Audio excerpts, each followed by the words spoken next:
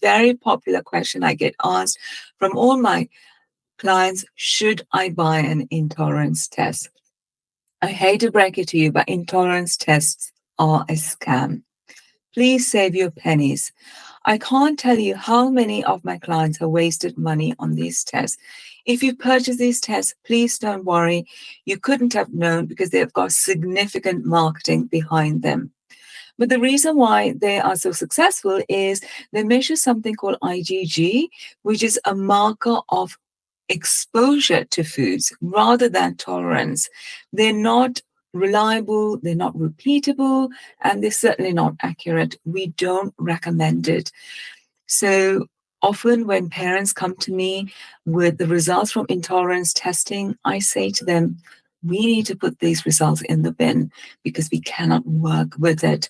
But instead, we use the happy belly process, and families are happy either way because they get results.